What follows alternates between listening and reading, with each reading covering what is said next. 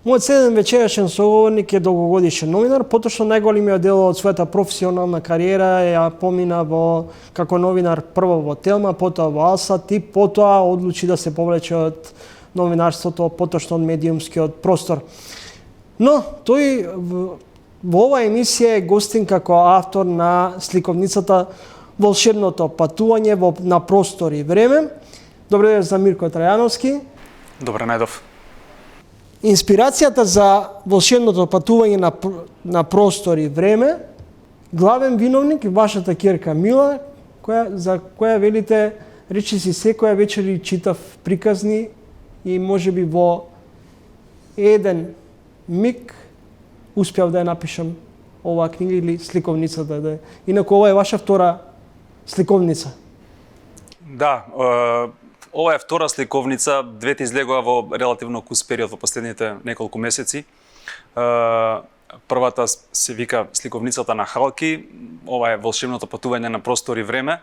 Со тоа што како што споменавте, да, главна инспирација добив практично раскажувајќи приказни на мојата ќерка највечер пред спиење, така што од мала практично се навикна некако да не заспива без приказна, сега некогаш, нели, ќе прочитав некоја приказна од книгите кои што ги имавме дома или ќе купевме некоја книга, сликовници и така натаму.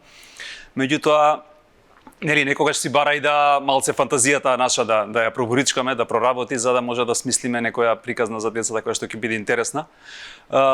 Децата генерално, барем од она што јас го доживеав како искуство со мојата ќерка, меѓутоа и од она што сум разговарал со професори конкретно за детска литература, е многу важно да им се чита приказни пред спиење, да им се раскажува приказни пред спиење, дури и кога се премногу мали, дури уште пред да почнат да зборуваат, затоа што тоа им помага практично побрзо да почнат да зборуваат, да им се збогати речникот, да им се збогати фантазијата и така натаму.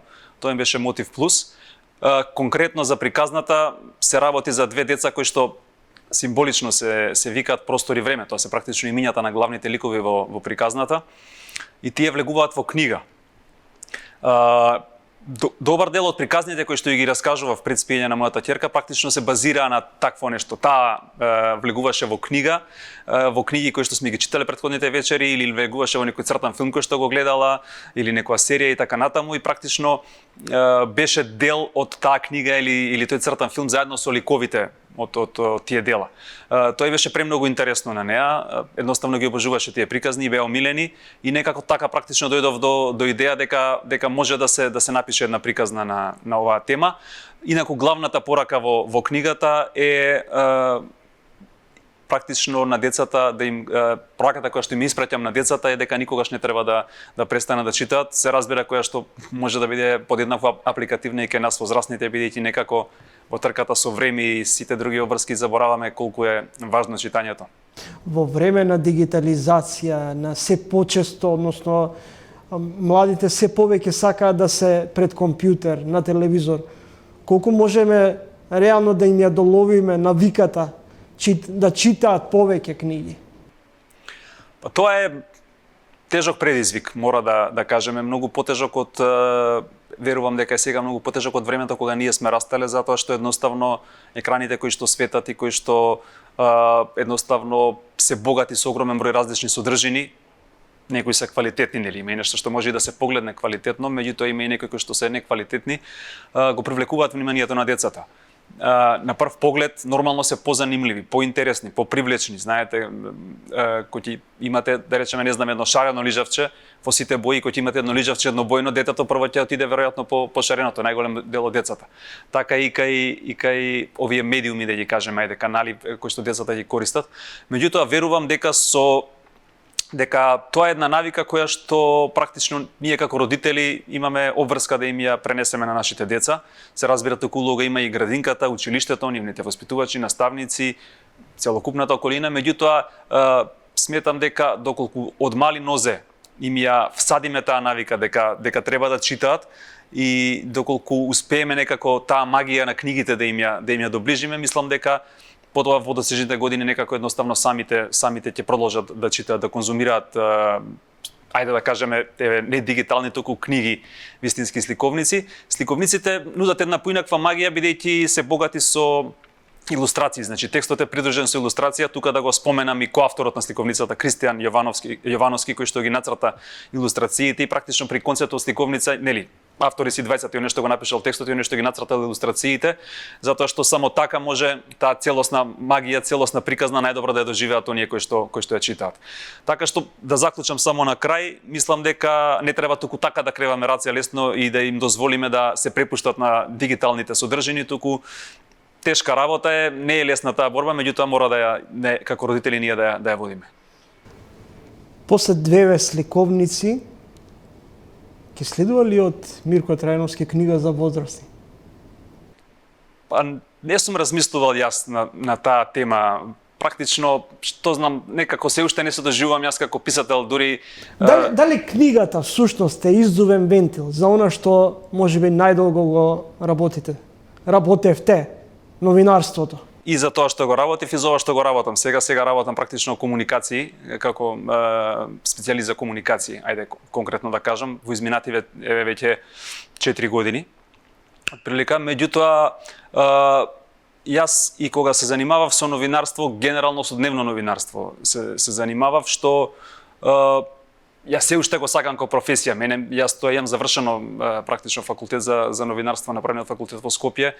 Таа професија сакам повеќе од ова што сега го работам, меѓутоа едноставно така дојде, да кажам, ајде да се изразам, можеби малку ми дојде преку глава во еден момент од новинарството, се преориентира во друга професија, меѓутоа и кога работев новинарство и сега чувствувам потреба, како што споменавте, издувен вентил некој ми е потребен, за она што го чувствувам како некоја креативна енергија, да го изразам на поинаков начин. Тоа е сликовница, тоа се неколку документарни филмови кои што ги имам коавторски работено во периодот додека бев новинар, така што сакам да продолжам и планирам да продолжам.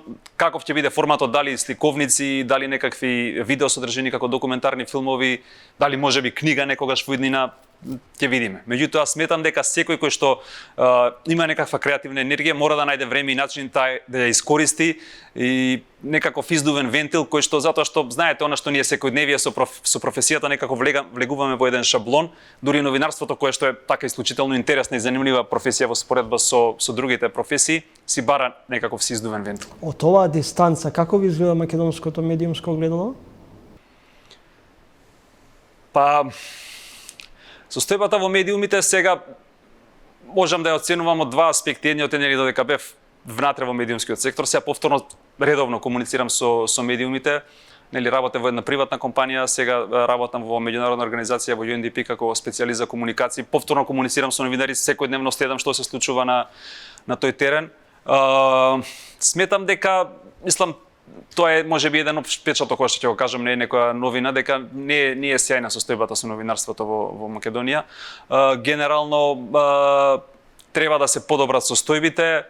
Јас практично она што причината поради која што го напуштив баш беше таа некоја, што знам, конфузна состојба, некоја недефинираност на начинот на кој што функционира. Можеби тоа ми дојде така едноставно како преку глава, како причина главна да го напуштам новинарството.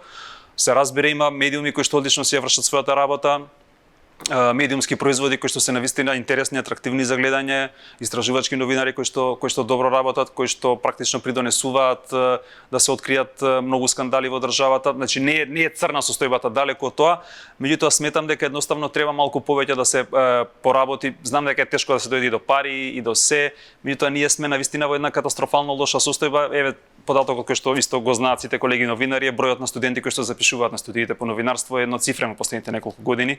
Например, кога се запишував, бевме 80-90 луѓе, наредните генерации над 100 надминуваше бројката, сега на прсти се бројат оние кои што решаваат да студираат новинарство, така што ако тоа продолжи тој тренд... Благодарам за гостувањето во емисијата. Ни беше задоволство. Почитувани гледачи, тоа беше Мирко Трајановски, автор на сликовницата Волшебното патување на простор и време.